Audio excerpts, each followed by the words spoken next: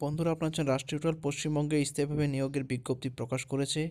এক্ষেত্রে অনেকগুলি শূন্যপদ রয়েছে এবং বিভিন্ন শূন্যপদের ক্ষেত্রে যোগ্যতা বিভিন্ন ধরনের। পশ্চিমবঙ্গের একটি জেলায় নিয়োগের এই বিজ্ঞপ্তি প্রকাশ করেছে এবং নিজের জেলায় চাকরি করার সুবর্ণ সুযোগ দিচ্ছে সরকার। এক্ষেত্রে বিভিন্ন পদের জন্য বেতন কাঠামো বিভিন্ন ধরনের, প্রায় 25,000-এর উপরে বেতন।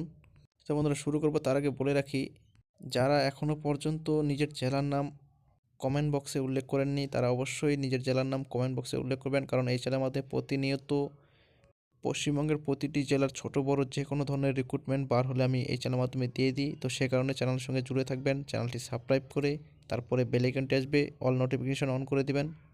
এর ফলে প্রত্যেক চাকরির খবর খুব সহজে পেয়ে যাবেন। তো চলুন শুরু করা যাক।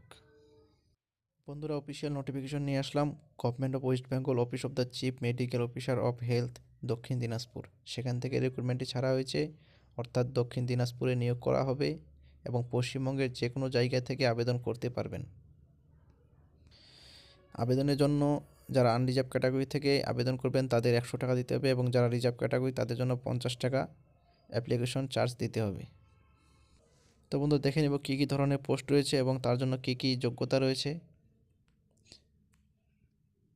প্রথমে যে পদটি রয়েছে মেল কাউন্সিলর, এক্ষেত্রে যোগ্যতা হবে graduate with any one of the subject namely, তো psychology, social work, sociology, anthropology, এদের মধ্যে যে কোনো একটিতে যদি গ্র্যাজুয়েট হয়ে থাকেন তাহলে এই পদে আবেদন করতে পারবেন এবং এখানে কিছু ডিজায়ারেবল রয়েছে, যদি এগুলো থাকে অবশ্যই এই পদে আবেদন করতে পারবেন।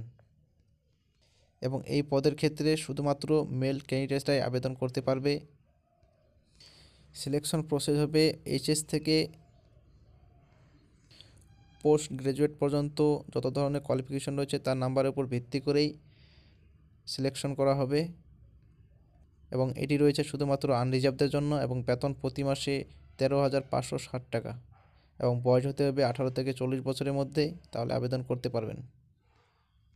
এরপরে যে পোস্টটি রয়েছে ল্যাবরেটরি টেকনিশিয়ান, এক্ষেত্রে যোগ্যতা হতে হবে graduate in medical laboratory technology বা বি সায়েন্স এবং কমপক্ষে 1 বছরের এক্সপিরিয়েন্স লাগবে আফটার গ্র্যাজুয়েশন।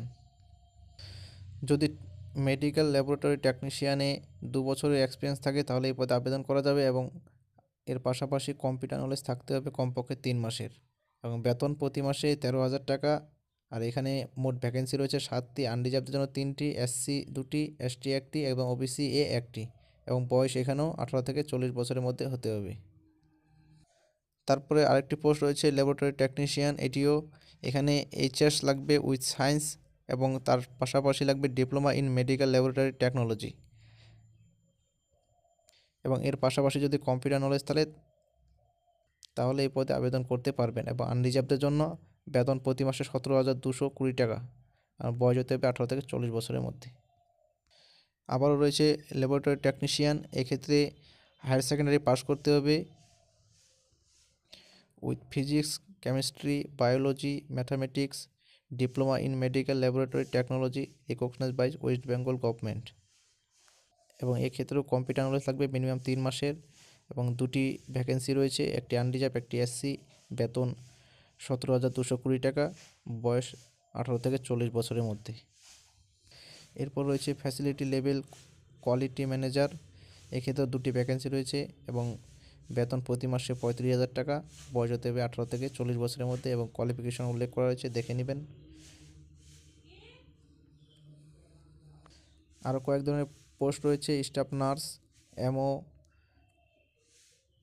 কালা আজার, technical supervisor, nutritionist, yoga instructor, yoga assistant. তো পদগুলি আপনারা দেখে নেবেন, কী কী যোগ্যতা আছে সেটিও দেখে নেবেন। আমি অফিসিয়াল নোটিফিকেশন ডেসক্রিপশন বক্সে দিয়ে দিব, সেখান থেকে ডাউনলোড করে নেবেন। তো ভিডিও বড় হচ্ছে সে কারণে আমি আর বেশি কিছু বলছি না এই ব্যাপারে। তো আপনারা অফিসিয়াল নোটিফিকেশন ডাউনলোড করে দেখে নেবেন। ধন্যবাদ শেষ অবধি দেখার জন্য।